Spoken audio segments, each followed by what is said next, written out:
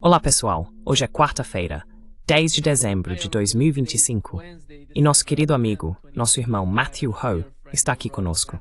Bem-vindo de volta, Matt. Oi, Nima, é bom ver você. Por favor, inscreva-se e clique no botão de curtir para nos ajudar a alcançar mais pessoas. Deixe-me começar, Matt, com as notícias de última hora. Há poucos instantes, soubemos que os Estados Unidos apreenderam um petroleiro na costa da Venezuela. E aqui está o que Donald Trump disse sobre isso.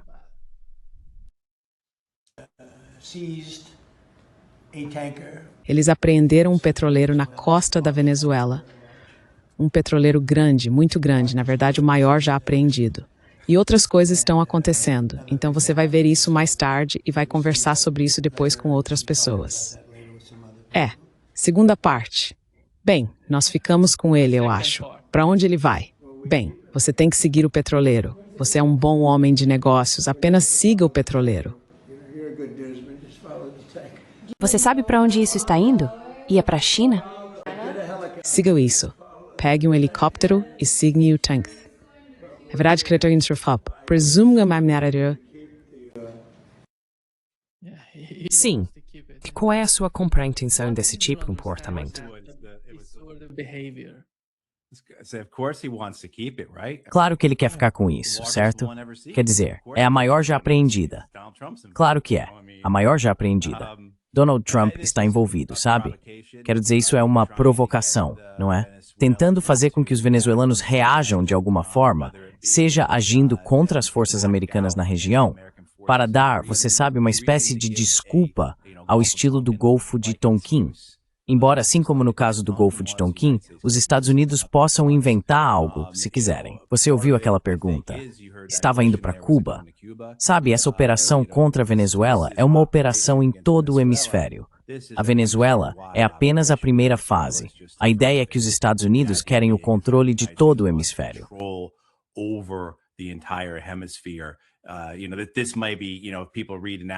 Sabe, isso pode ser. As pessoas leem e perguntam sobre a estratégia de segurança que saiu na última sexta-feira.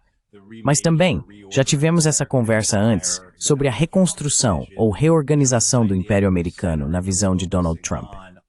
É essa ideia de recentrar ou focar em nossa esfera de influência e recuar de outras partes do mundo para não ficarmos sobrecarregados, para que possamos lutar com mais força, para que possamos ser mais eficientes.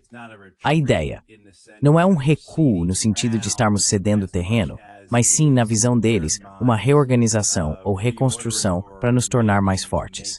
Então, o objetivo do Império Americano sob Donald Trump ainda é a dominação, assim como foi sob Biden, Obama, Bush, Clinton, Bush e assim por diante.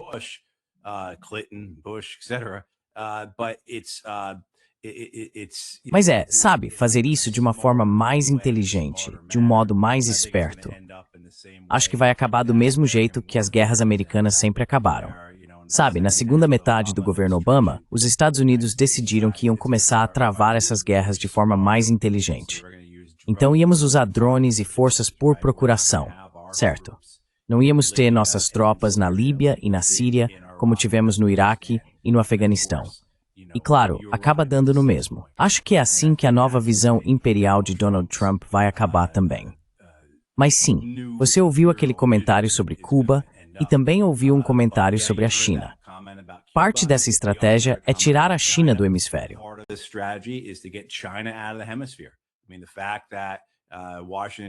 Quer dizer, o fato de que Washington, D.C. olha para um mapa deste hemisfério e vê que o principal parceiro comercial da maioria dos países é a China, isso enfurece Washington, D.C. Esse senso de direito, esse grau de vergonha por termos deixado isso acontecer, ou de culpa, sabe, porque os trumpistas vão culpar os bidenistas e os obamistas e por aí vai.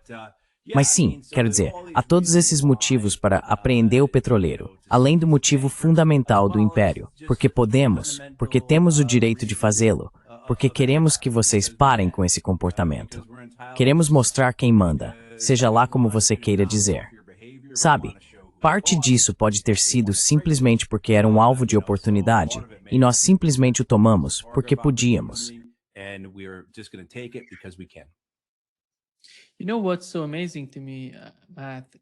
Sabe o que me impressiona, Matt? Acho que a era de apreender petroleiros acabou. Você não pode demonstrar sua força, seu poder, por meio desse tipo de ação, se quiser parecer livre. Sabe, para mostrar a outros países, como você mencionou, a China é a principal concorrente dos Estados Unidos, como foi dito na Estratégia de Segurança Nacional. Eles estão falando sobre a China, sobre como enfrentá-la. Isso não são sinais de que você é poderoso ou forte, certo? Eles estão realmente preocupados com isso? Com a forma como serão percebidos pela China, por exemplo?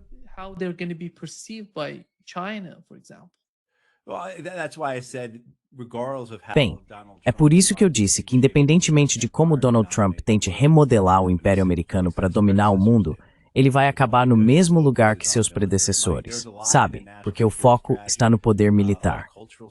Há muito na estratégia de segurança nacional. Muita coisa cultural, como as pessoas esperariam desta administração. Muita coisa pseudo-econômica. Muita conversa de vamos reindustrializar os Estados Unidos com pó de pirlim-pim-pim. E sabe, cruzando bem os dedos. Quero dizer, não há mecanismos reais por trás dessas visões. E acho que a maior parte do mundo entende isso. Eles veem que, na realidade, os Estados Unidos ainda vão depender de seu poder militar para alcançar seus objetivos. E isso só vai acabar do mesmo jeito que tem sido nos últimos 50, 60, 70 anos de primazia americana, sustentada pelo militarismo.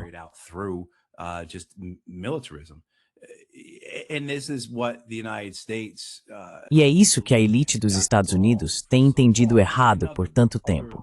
E outras elites ao redor do mundo também têm interpretado mal. Essa ideia de que a força de um país vem de campos de batalha distantes, sabe? Que a força de uma nação é de alguma forma medida por quantos navios ela possui, ou quantos bombardeiros, ou quão grandes são seus exércitos, e especialmente por quanto ela consegue intimidar outras nações no exterior. Então, ótimo, os Estados Unidos estão batendo em um país mais fraco, como a Venezuela. Como Andy Bacevich disse sobre a guerra do Iraque, é uma grande surpresa. Ohio State venceu Bowling Green por 62-0. Quero dizer, acho que os concorrentes dos Estados Unidos, seus adversários e muitos de seus aliados também, reconhecem um império em decadência, um império em declínio, com apenas uma ferramenta, e os perigos que isso pode representar.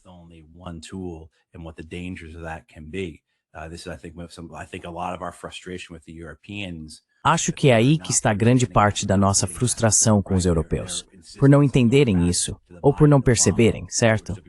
A insistência deles em voltar à realidade de império de Biden, Obama, George W. Bush, em vez dessa visão mais recente da administração Trump. E eu acho que os mais sábios, eu diria os chineses, por causa de como se comportaram nas últimas décadas, entendem que a força de um país vem novamente não do sucesso, ou de algum sucesso imaginado ou fantasioso em um campo de batalha distante, mas de seu povo, de seus recursos, de sua infraestrutura, de suas políticas. É daí que vem a verdadeira força de uma nação. É algo interno, não tem nada de externo. Então acho que a insensatez exibida aqui pela administração Trump se parece muito com as insensatezes das administrações e governos presidenciais anteriores dos Estados Unidos. Só tem uma nomenclatura diferente em torno disso.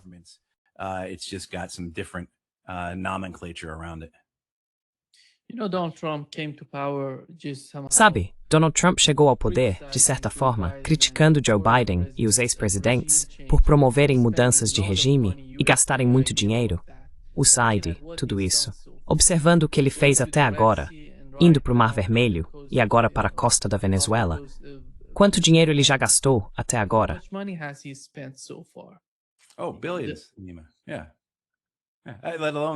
Bilhões, Nima. Sem falar na defesa de Israel, certo? Além de participar da guerra de Israel contra o Irã, foi em maio ou junho, a guerra de 12 dias, seja qual for. Quero dizer, os bilhões de dólares gastos nisso, seja o custo de lançar 14 penetradores de ogivas maciças, os MOPs, que acho que custam 8 ou 9 milhões de dólares cada, ou o uso de aeronaves americanas ao longo de todo este ano no Oriente Médio em apoio às operações israelenses. Então, nossos aviões-tanque fornecendo reabastecimento em voo para os F-15, F-16, F-35 israelenses, enquanto seguem para lançar mísseis contra o Irã. E claro, todas as baterias de mísseis que dispararam aqueles interceptores de defesa aérea, sejam THAADs ou Patriots, estamos falando de bilhões e bilhões de dólares. E claro, a administração anterior, a administração Biden, gastou tanto quanto, se não mais.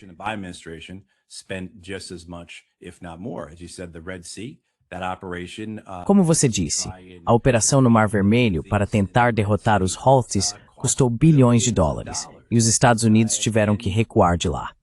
Agora, essa nova operação, na qual reunimos a maior frota do hemisfério ocidental em décadas, está custando dezenas de milhões de dólares por dia.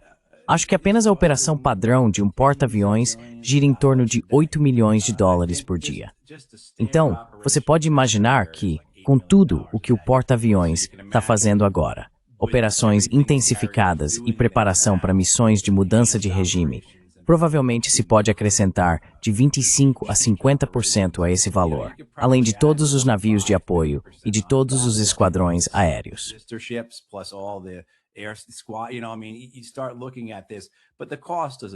Sabe, quero dizer, você começa a olhar para isso, mas o custo não importa para essas pessoas. O custo é algo em que elas nem pensam, nem querem ouvir falar disso. Então a ideia de que, de alguma forma, há qualquer discussão, restrição ou limitação sobre o uso das Forças Armadas Americanas no exterior porque vai custar demais. Nunca vi nada parecido, exceto vindo de alguém como Tom Massey, Ron Paul ou Barbara Lee.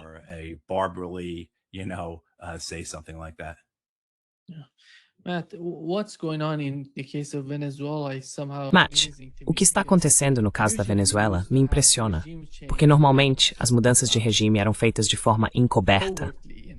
Sabe, não era como o que está acontecendo agora. O presidente venezuelano está dizendo que está pronto para conversar com os Estados Unidos, pronto para fazer um acordo, pronto para tudo. Mas eles simplesmente dizem, precisamos de uma mudança de regime, e estamos impondo isso a vocês. É impressionante para mim o que está acontecendo com o governo Trump, que, como sabemos, chegou ao poder com uma das principais retóricas de Donald Trump antes de ser eleito. Sou contra mudanças de regime. Não gosto desse tipo de política. E mesmo assim, vemos o que está acontecendo com a política dos Estados Unidos em relação à Venezuela. Eu não vejo eles conseguindo isso. Não vejo isso acontecendo, a menos que Donald Trump decida agir secretamente na Venezuela, porque bombardear a Venezuela não vai provocar uma mudança de regime lá.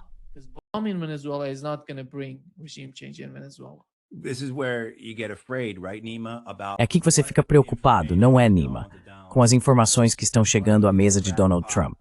Quem são esses realistas malucos, como C. Wright Mills o chamaria, que dominam a política dos Estados Unidos em relação à Venezuela?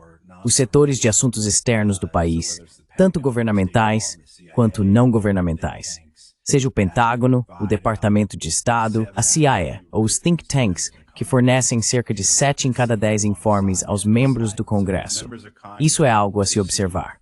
Os membros do Congresso recebem a maior parte, se não quase todas, as suas informações sobre guerras dos Estados Unidos e operações militares no exterior de think tanks financiados pela indústria de armamentos.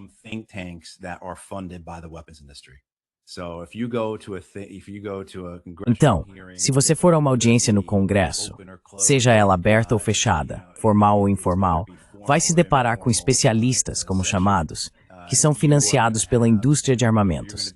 Nem sequer são os homens e mulheres que vêm da CIA, do Departamento de Estado ou do Pentágono. Na maioria das vezes, é algo como 7 em cada 10. Então, quero dizer, isso por si só já seria algo que tiraria o sono de algumas pessoas, caso elas ainda não estivessem preocupadas com esse tipo de coisa.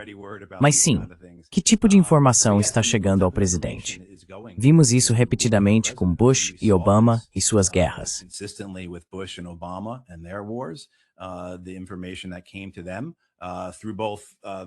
As informações que chegaram até eles, tanto por meio do governo dos Estados Unidos, quanto desses think tanks, a certeza do sucesso, certo? As qualidades de certeza absoluta, como George Tenet descreveu as armas de destruição em massa no Iraque. É por isso que, acredito que tenha sido Clapper, disse a Barack Obama, a respeito de um dos supostos ataques com armas químicas na Síria em 2013, que não era uma certeza absoluta, que o governo sírio tivesse sido responsável, usando especificamente essa expressão.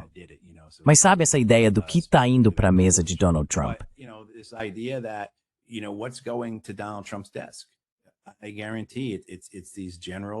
Eu garanto que são esses generais, esses almirantes, esses especialistas que estão dizendo a Trump, Vance, Hegseth, você sabe, o Rubio já tem a opinião formada, tenho certeza, e depois aos membros do Congresso, que é uma certeza. Só precisamos fazer ataques aéreos aqui, ataques aéreos ali, precisão nisso, você sabe. E então, essencialmente, o governo de Maduro vai desmoronar, como se você tirasse uma carta de um castelo de cartas. E então, é claro, temos a oposição à espreita. Então houve esses grupos NED, IRI e NDI, todas essas organizações financiadas pela USAID, que vêm investindo milhões de dólares na Venezuela há décadas, se preparando para este momento.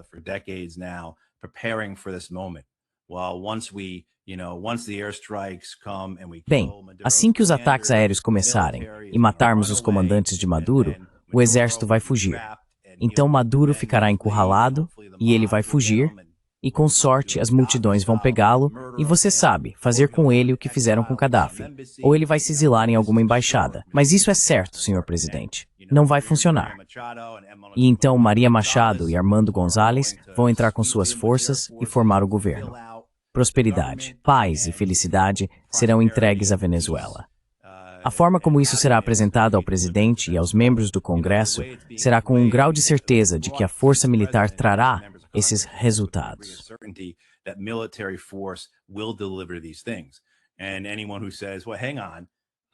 E qualquer um que diga, bem, espere aí, eu nunca li um livro de história que dissesse que é assim, vai ser confrontado com, bem, você não sabe realmente do que está falando. Esse é aquele tipo de encerramento ad hominem. E estou falando sério. É isso que aconteceu. É basicamente uma forma bruta de intimidação contra qualquer um que queira discordar. Eles são calados, silenciados, ou são deixados de fora das reuniões, ou são intimidados ou humilhados, certo? E sabe, é isso que acontece. Foi o que aconteceu na guerra do Iraque, quando alguém tentou se manifestar contra. Foi o que aconteceu na escalada no Afeganistão. Você viu o que aconteceu em relação à Líbia, quando Barack Obama estava hesitante quanto a isso.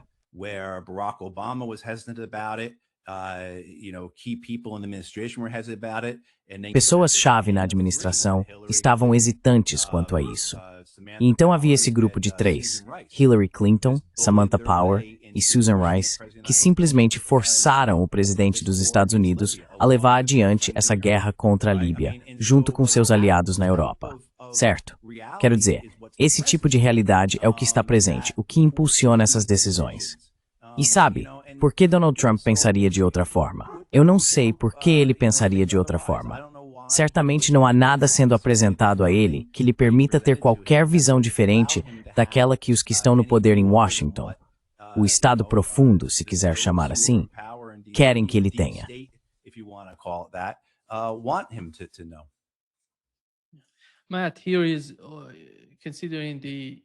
Matt está analisando a estratégia de segurança nacional dos Estados Unidos, como mencionamos antes, tendo a China como o objetivo final, o principal alvo da administração norte-americana. Veja o que o atual chefe do Estado-Maior Conjunto disse sobre a China.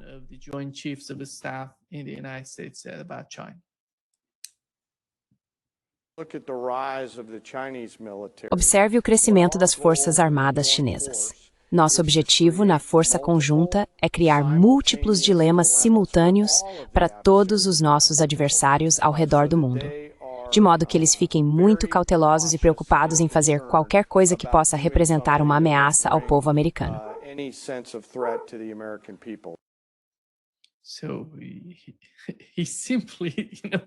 Então ele está basicamente reunindo todas essas pessoas para revidar. Veja, Matt, eu fiquei meio surpreso com esse tipo de estratégia da parte deles. São estratégias fracassadas, comprovadamente fracassadas até agora, mas eles ainda as defendem, ainda as promovem.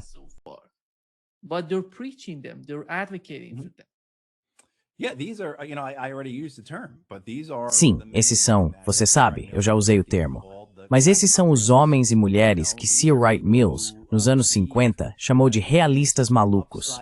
Sabe, são pessoas que acreditam nesse mundo de cabeça para baixo, completamente bizarro, onde elas não sabem, não se importam, ou simplesmente são imunes a compreender o que realmente aconteceu antes.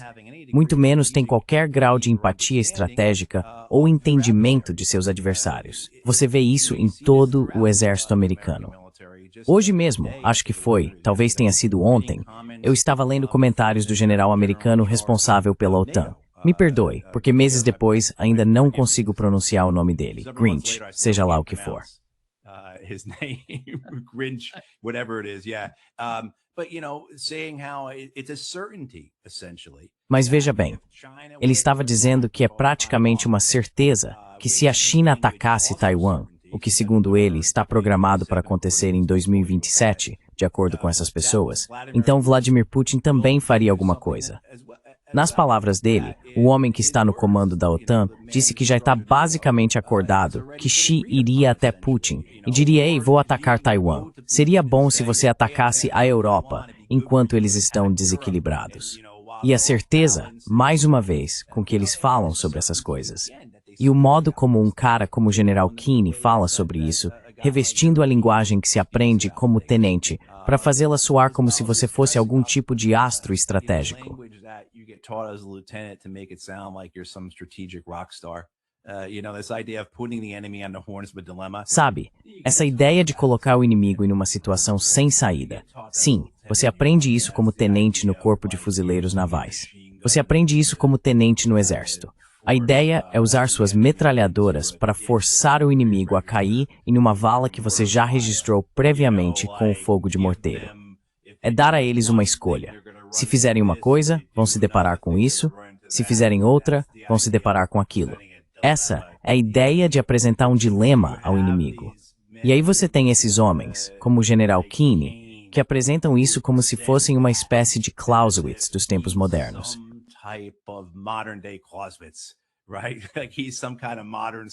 Certo. Ele é uma espécie de Sun Tzu moderno. E todos os bajuladores, todos aqueles na mídia e os comentaristas, assim como os outros oficiais ao seu redor, vão apenas se maravilhar com o quão brilhante ele é, ou o quão perspicaz ele é, ou o quão sábio ele é, quando tudo o que estão fazendo é apenas repaginar a terminologia que se aprende quando se é tenente, e depois trazer essa certeza sobre outros países, sobre outros líderes, baseada em quê? Sabe, há uma parte realmente excelente no livro de Bob Woodward, sobre a decisão de Obama de intensificar a guerra no Afeganistão em 2009. Chama-se As Guerras de Obama. E nele, o general James Jones, que foi o comandante do Corpo de Fuzileiros Navais, mas se tornou o primeiro assessor de segurança nacional de Barack Obama, fala sobre essa certeza que existe dentro da Casa Branca e na equipe de segurança nacional.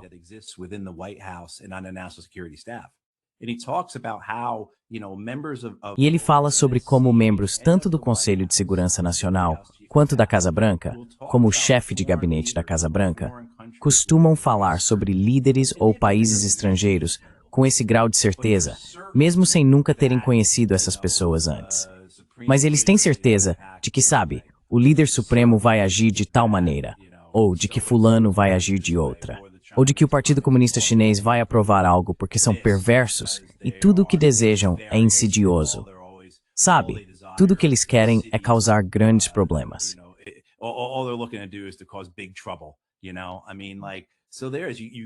Sabe, quero dizer, é como se você visse essa repetição constante entre as figuras de poder nos Estados Unidos.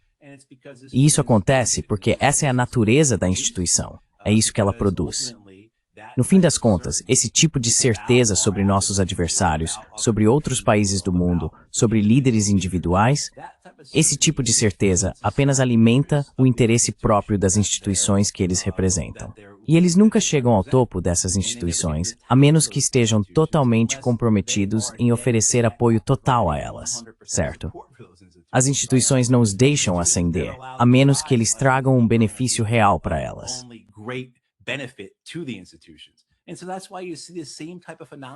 E é por isso que você vê o mesmo tipo de fenômeno acontecendo repetidas vezes. Então, Novamente, seja o Ken reaproveitando a terminologia que ouvi como tenente em 1998 na escola básica em Quantico, Virgínia, ou seja essa estratégia de segurança nacional, que, sabe, até parece que há algum método na loucura de Trump no mundo. Mas quando você levanta a cabeça do papel depois de ler, percebe. É só a mesma coisa de sempre. Porta-aviões na costa de alguém, envio de drones, apreensão de ativos de outras nações, condução de guerra econômica contra elas, e por aí vai, e por aí vai, por aí vai.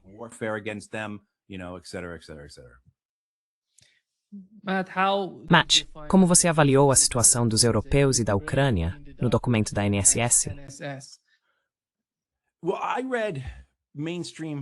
Bem, eu li as matérias da grande mídia antes de ler o documento, e por isso fiquei realmente surpreso com o quão leve, bem, talvez eu não devesse dizer leve, fiquei surpreso com a atenção que o documento dava à Europa e com o fato de que era possível interpretá-lo de uma forma favorável à Europa.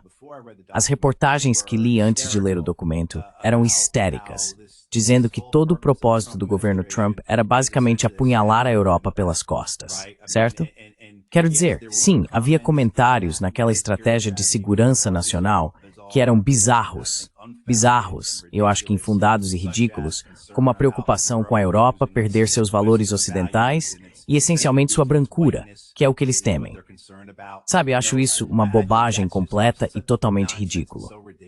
Mas também havia naquele documento declarações sobre o compromisso dos Estados Unidos com a Europa.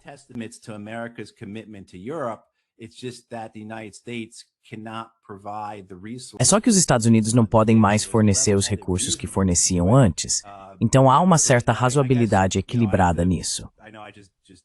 Sabe, acho que eu tenho que... Bem, eu sei que acabei de criticar tudo isso antes, mas há alguns aspectos que você poderia dizer, olha, em comparação com seus predecessores que queriam prometer, acho que a forma como o documento descreveu foi os Estados Unidos como Atlas, com o mundo sobre seus ombros, certo? Sabe, acho que essa é uma boa descrição dos Estados Unidos tentando dominar, tentando ser dominante, o hegemon mundial, sem aceitar de forma alguma que agora vivemos em um mundo multipolar.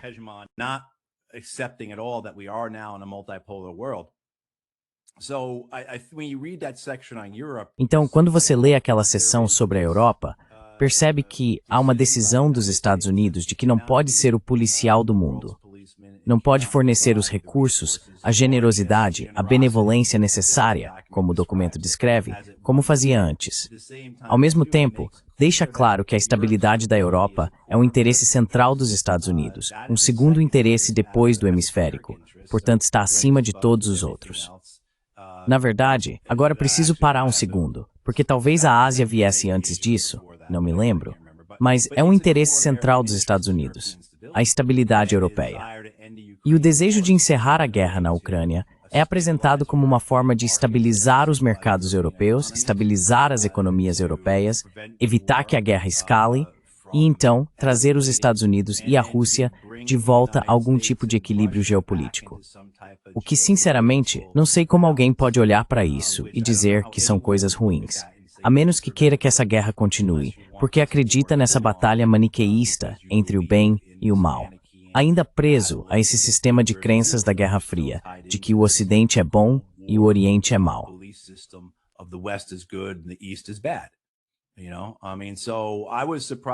Sabe, quero dizer, fiquei surpreso por ter sido tão equilibrado em relação à Europa, especialmente depois de ler as análises alarmistas na grande imprensa sobre o assunto. Eu esperava que fosse, sabe, basicamente uma reimpressão daquele discurso que o J.D. Vance lançou contra os europeus lá por março, na Conferência de Segurança de Munique. Achei que seria esse tipo de sermão. E não foi. Há elementos disso ali, claro, e eu não concordo com eles. Mas a ideia de que os Estados Unidos têm um interesse na Europa certamente aparece como uma declaração de segurança nacional.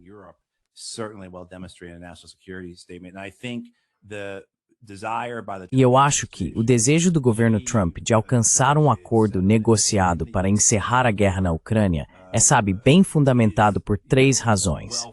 Estabilizar a Europa, evitar que a guerra escale e reequilibrar as relações com os Estados Unidos.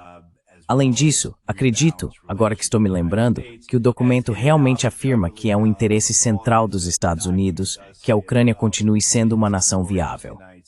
O que eu acho que, sabe, você concorda, eu concordo, a maioria das pessoas que estão assistindo concorda. Se essa guerra continuar, a Ucrânia uma nação viável.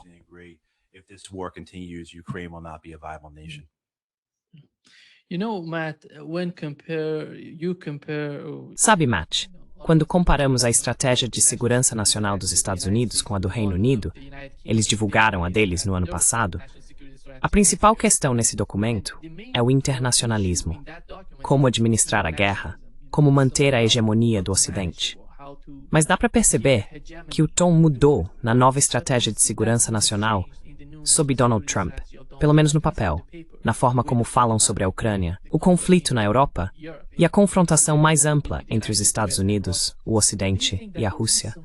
Você acha que agora existe algum tipo de diferença entre Washington e Londres em relação a essa ideia de hegemonia e a forma como eles querem praticá-la?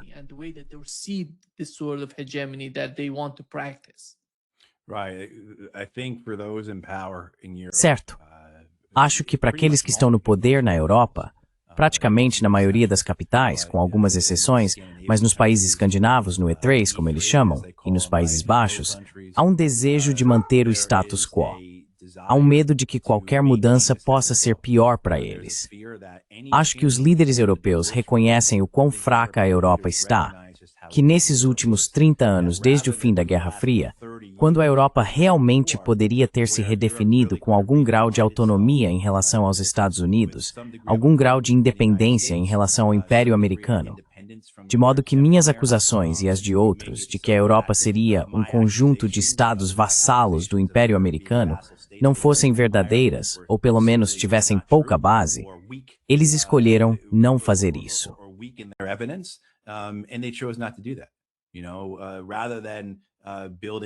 Em vez de transformar a Europa em um polo tecnológico e educacional, em vez de ser um centro de manufatura avançada, eles não fizeram isso.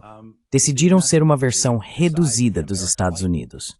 Seguiram o caminho desastroso da financeirização americana, o que causou desindustrialização e uma grande perda na qualidade de vida de seu povo, além de uma enorme desigualdade de riqueza. E veja, acompanhar as guerras americanas significou milhões e milhões de refugiados chegando à Europa, o que gerou instabilidade e problemas. Olha, eu acredito muito na migração e na imigração. Sou neto de imigrantes. Mas se o seu país não tem condições de receber um grande número de pessoas, por melhores que sejam suas intenções, inevitavelmente surgirão problemas. E é com tudo isso que os europeus estão lidando.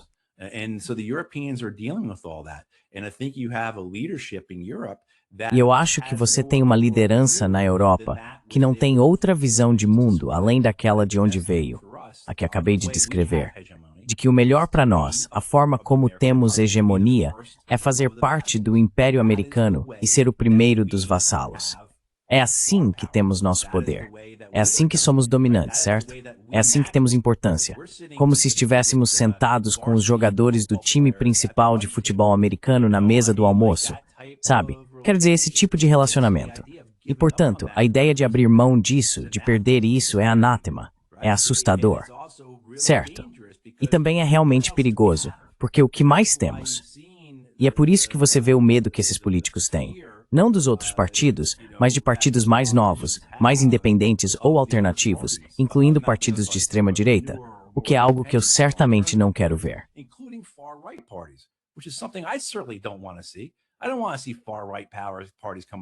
Eu não quero ver partidos de extrema-direita chegarem ao poder no Reino Unido ou na Alemanha. Então, minha frustração com a Europa se baseia em tudo isso. Olhem o que vocês mesmos fizeram. E como americano, é claro que eu não deveria tirar pedras. Mas sabe, essa ideia da Europa em relação aos Estados Unidos, da Europa em relação ao Império, e onde ela está agora, o fato de que o que estão tentando preservar é o legado, o que resta do Império Americano em declínio. E, pelo menos, o governo Trump tem esse entendimento, tem essa honestidade intelectual. Não sei se eles estão realmente dispostos a agir de acordo com isso ou não. Acho que não estão. E como eu disse antes, você levanta os olhos do jornal e eles estão agindo exatamente da mesma forma que seus antecessores.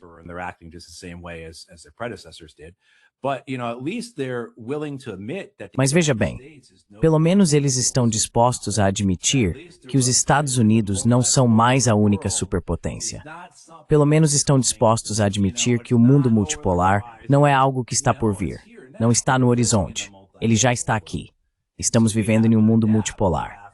E, portanto, precisamos nos adaptar, precisamos reinventar, precisamos revisitar, precisamos recentrar, precisamos consolidar, como quer que se descreva, para nos fortalecermos, não apenas para participar do mundo multipolar, não apenas para prosperar nele, mas para dominá-lo, porque esse é o objetivo do Império Americano, manter sua dominância.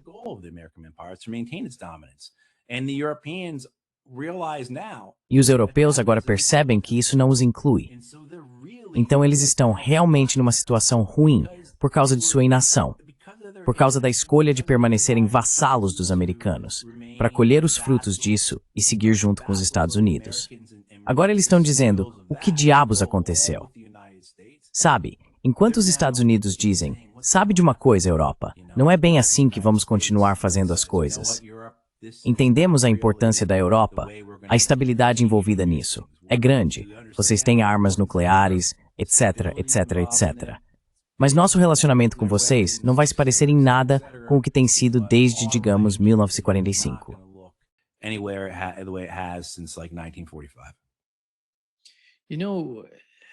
Sabe, olhando para a Europa, Matt, eu não entendo qual é a lógica na cabeça desses europeus, mas isso me impressiona. Eu estive na Europa, já estive lá, e simplesmente não consigo compreender esse tipo de atitude, essa espécie de desejo que eles têm de se autodestruir por causa de uma guerra errada, algo que já destruiu a Ucrânia. Mas eles estão dispostos a destruir toda a Europa por isso. Sabe, eles têm a guerra na Ucrânia e parece que não conseguem viver sem ela. De alguma forma. Opa, você está me ouvindo? Acabei de te perder por uns 20 segundos, mais ou menos.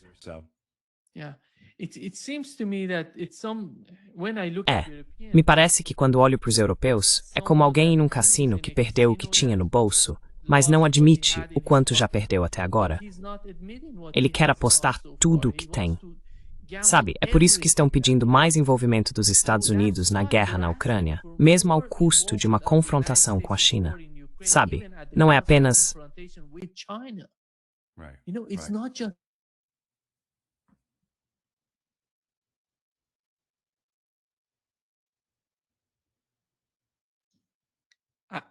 Eu não sei o que está acontecendo aqui. Você consegue me ouvir? Sim, agora consigo te ouvir. Mas te perdi por uns 20 segundos, mais ou menos. Te perdi quando você disse, não sei. Não tenho certeza se foi do meu lado ou do seu. Acho que o problema está do meu lado. Tentei trocar de mesa para resolver, mas não se trata apenas dos europeus. Eles até convenceram Netanyahu, que está lidando com muitos problemas em seu próprio país. Ele está falando sobre enfrentar a China. É impressionante para mim, olhando para a situação atual, os europeus, a maneira como estão agindo em relação ao conflito na Ucrânia.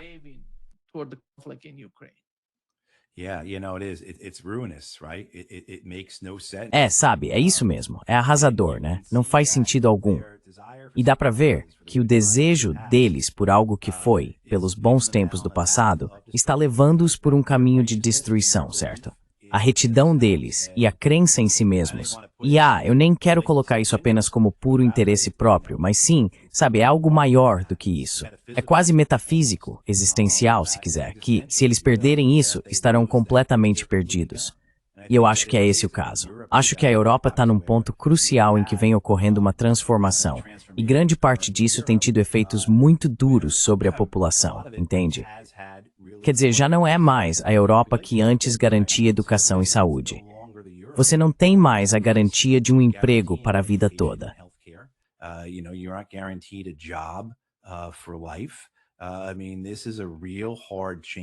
Quer dizer, essa é uma mudança de estilo de vida realmente difícil, se quisermos falar sobre a qualidade de vida dos europeus.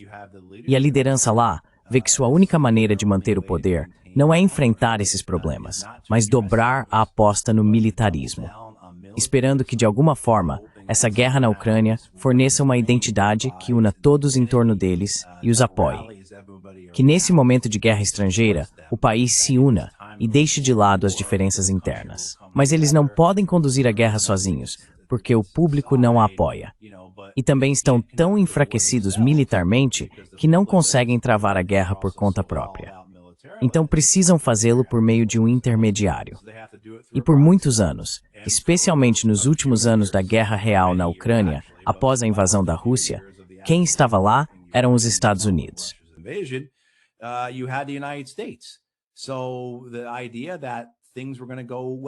Então, a ideia era que tudo daria certo, que conseguiríamos superar isso porque os Estados Unidos forneceriam todo o dinheiro e todas as armas, e com os Estados Unidos derrotaríamos os russos. Depois, mostraríamos ao nosso povo que somos verdadeiros líderes e você sabe, etc, etc, etc. Mas isso não está dando certo. Então, o desespero que você vê na disposição deles, não apenas de encontrar uma resolução, ou de ter suas opiniões sobre a Ucrânia representadas durante as negociações. O que se poderia argumentar que é justo. Eles estão lá, gastaram centenas de bilhões de dólares, deveriam ter voz nisso. Mas na disposição deles de sabotar, certo?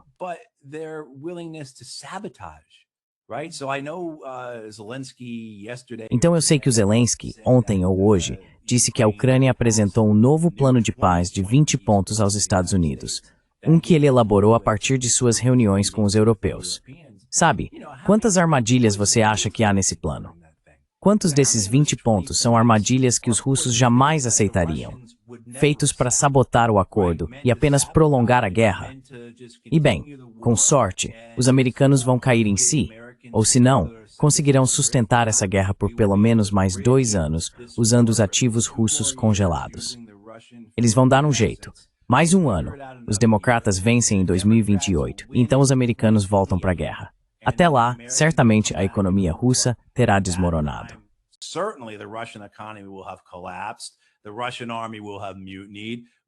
O exército russo vai ter um motim. Uma das 3 dúzias de diferentes doenças com as quais dissemos que Vladimir Putin foi infectado nos últimos anos, finalmente vai pegá-lo. Certo? Sabe, quero dizer, sabe? E é nisso que eles se agarram. Porque a alternativa é essa perda de identidade, que é existencial para eles. O que basicamente significa que teriam de encarar o público e prestar contas pelo estado lamentável da Europa sob sua vigilância nas últimas 3 décadas.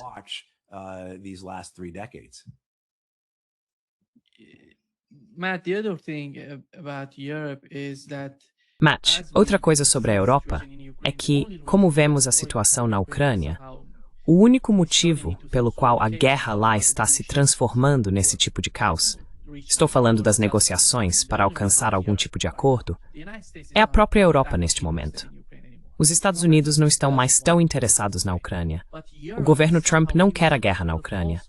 Mas a Europa, de alguma forma, está dando falsas esperanças à liderança ucraniana de que, se continuarem o conflito, poderão conseguir algo, que poderão acabar em uma posição melhor. Nada disso vai acontecer. E se a Ucrânia entrar em colapso, quem será o culpado? Vão culpar Joe Biden, que nem está no poder agora? Na minha opinião, é a Europa. Eles estão fazendo tudo ao seu alcance para criar obstáculos e barreiras a qualquer tipo de acordo na Ucrânia.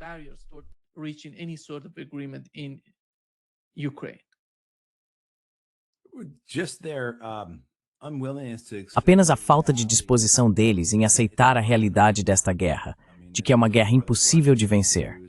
Quero dizer, essa é uma guerra que a Rússia não pode perder e a Ucrânia não pode ganhar. Certamente, existem perspectivas de colapso para a Ucrânia, seja político, econômico ou militar. Ao mesmo tempo, esta guerra pode continuar se arrastando. É por isso que eu diria que os russos também não deveriam ter tanta certeza. Se você acredita em certeza em tempos de guerra, sugiro que leia alguns livros de história.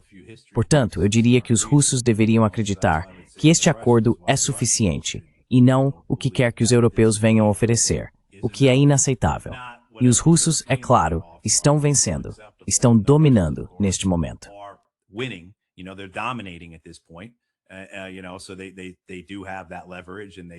Sabe, então eles realmente têm essa vantagem e deveriam ter um certo grau de, digamos, o documento refletindo seus interesses. Mas sim, quero dizer, com os Estados Unidos, como você está dizendo, Nima, deixando de ver a Ucrânia como necessária, lembre-se, o governo Biden via a guerra na Ucrânia como a culminação, ou se não a culminação, a fase mais recente de 10 anos de Russiagate, mais ou menos, certo? Por uma década, a demonização do Partido Republicano, a equiparação do Partido Republicano aos russos, especialmente de Trump a Putin, dominou a mensagem do Partido Democrata por anos, eleição após eleição, incluindo o impeachment do presidente dos Estados Unidos, com base em acusações de essencialmente interromper o envio de armas para a Ucrânia. Primeiro, por razões pessoais, mas também porque ele estaria de alguma forma ajudando os russos.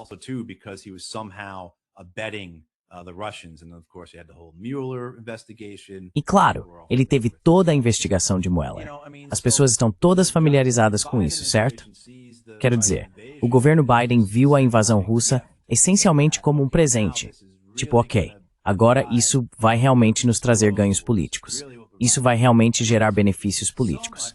Tanto que, se você se lembra, em setembro de 2023, quando Joe Biden lançou sua campanha de reeleição, o primeiro anúncio da campanha Biden 2024 foi Joe Biden indo a Kyiv. Joe Biden como um presidente em tempos de guerra. Joe Biden apoiando a Ucrânia contra os russos malignos. Você sabe, democracia versus autocracia. Essa era a narrativa que os democratas haviam adotado, especialmente depois de 10 anos de Russiagate. 10 previous years of Russiagate. Now with this current administration, agora, com esta administração atual, além dos entendimentos ideológicos, como estávamos discutindo antes, a visão de império expressa pela Estratégia de Segurança Nacional também envolve preocupações políticas, realidades políticas internas, que tornam esta guerra sem importância. Não há aqui uma narrativa que Donald Trump precise sustentar. Quando se observa outras guerras ou conflitos, seja na Venezuela, em Israel-Palestina, no Irã ou em uma possível guerra com a China, todos esses têm mais peso político para os republicanos do que a Ucrânia. Para os eleitores republicanos, a guerra na Ucrânia é algo do qual eles realmente não quiseram participar.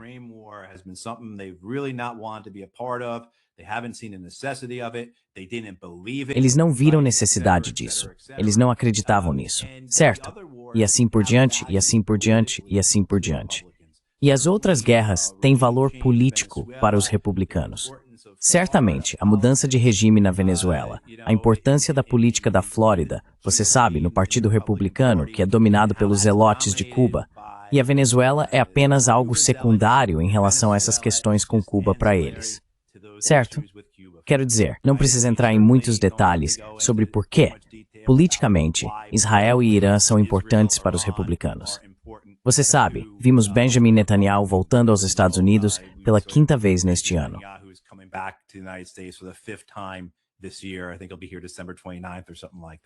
Acho que ele vai estar aqui no dia 29 de dezembro ou algo assim. Certo. Sabe, a China é mais importante politicamente para os republicanos e para seus interesses do que essa guerra na Ucrânia. Mesmo para os fabricantes de armas, eles percebem que podem ganhar mais dinheiro armando os Estados Unidos e seus aliados por uma possível guerra com a China do que armando a Ucrânia por uma guerra real com a Rússia. Então Northrop, Lockheed, Anduril, todas essas empresas veem a China como o verdadeiro objetivo. É aí que eu ganho mais dinheiro.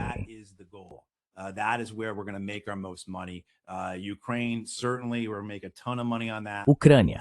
Claro, vamos ganhar muito dinheiro com isso, mas não é nem de perto o ovo de ouro que a China é. Certo, então isso coloca a Ucrânia em 4º lugar entre as prioridades do Partido Republicano, para o governo republicano, para o governo Trump. Certo? Quero dizer, você começa a ficar sem tempo no seu dia para fazer tudo isso. Sabe, o Steve Witkoff só pode estar em um lugar de cada vez, entende?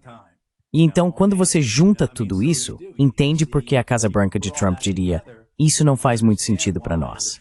Agora, é claro que há seus fanáticos dentro do Partido Republicano.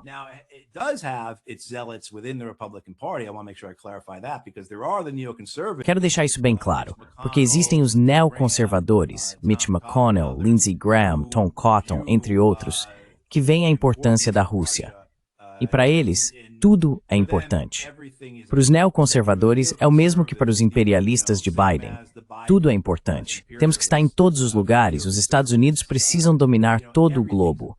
E, novamente, é isso que torna esta administração diferente das anteriores e de muitos no Congresso.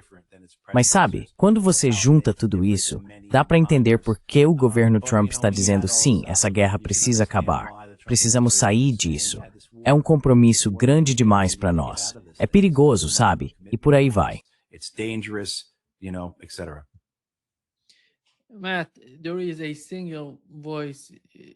Matt, há uma voz isolada dentro do Partido Republicano, o congressista Thomas Massie. Ele apresentou um projeto de lei na Câmara dos Representantes pedindo que os Estados Unidos se retirem da OTAN.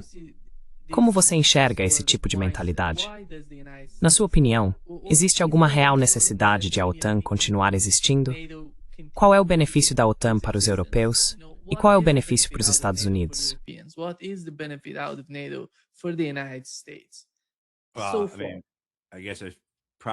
Bem, quero dizer, acho que provavelmente está claro que você está falando com alguém que acredita que deveríamos ter talvez algumas divisões do Exército em serviço ativo, uma grande Guarda Nacional e então 100 ou 200 armas nucleares. Acho que isso seria suficiente para defender os Estados Unidos e nossos interesses. Mas, sabe, um cara como Thomas Massie parte de um lugar de princípio. Ele reflete visões profundamente enraizadas dos americanos sobre compromissos no exterior, sobre a insensatez da guerra. Visões expressas pelos pais fundadores dos Estados Unidos e, na verdade, ao longo de toda a história americana, até o início do século XX.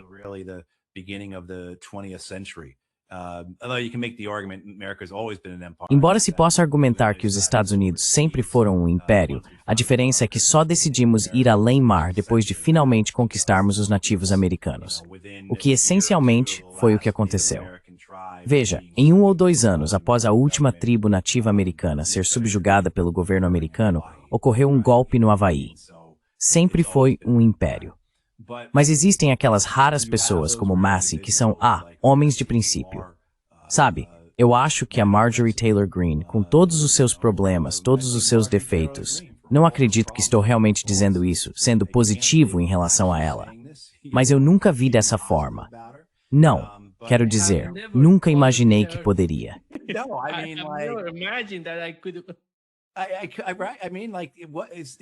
Quer dizer, tipo, o quê? Tem alguém atrás de mim com uma arma agora? Sabe, mas sim, acho que ela realmente é uma mulher de princípios. Acho que ela foi traída. Ela tem crenças genuínas sobre como o governo deveria ser, sobre como nossa cultura e sociedade nos Estados Unidos deveriam ser, com as quais eu discordo. Mas quando ela percebeu que suas crenças em relação aos esforços dos Estados Unidos no exterior não estavam de acordo com suas ações reais, ela manteve suas convicções, ela manteve seus princípios, ela realmente acredita em América em primeiro lugar, de uma forma que ela via como sendo deturpada por esta administração. E sabe, para ser justo com ela, eu gostaria que ela não estivesse deixando o cargo.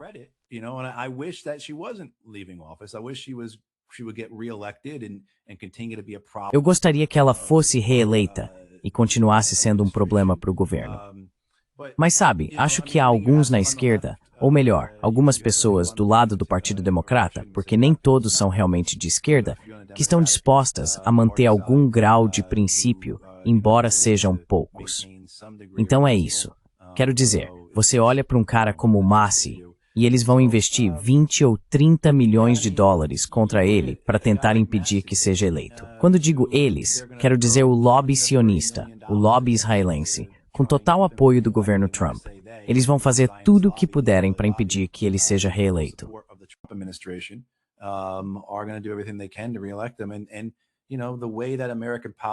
E sabe, a forma como a política americana funciona, como a sociedade americana é estruturada, como a nossa mídia opera, a importância da mídia em influenciar as ações das pessoas. Eu não sei se o Thomas Massie vai sobreviver, entende? Porque o nosso sistema aqui é tão baseado em dinheiro. Agora, talvez ele consiga. Quero dizer, eu não conheço tão bem o distrito dele. Talvez ele consiga. Mas não é uma ameaça vazia removê-lo do cargo. Então, sabe, essa é a consequência de se posicionar, muito parecido com o que estamos vendo na Venezuela. Essa é a consequência de se levantar contra o império. Seja você um indivíduo aqui nos Estados Unidos ou um país na América do Sul, é isso que vai acontecer com você. E quero dizer, acho que sempre foi assim ao longo da história. Mas certamente, para nós que estamos assistindo, não precisamos ficar de braços cruzados. Certo. Thank you so much, Matt, for being... Exatamente. Muito obrigado, Matt, por estar conosco hoje. Um grande prazer, como sempre. Sim, obrigado, Nima.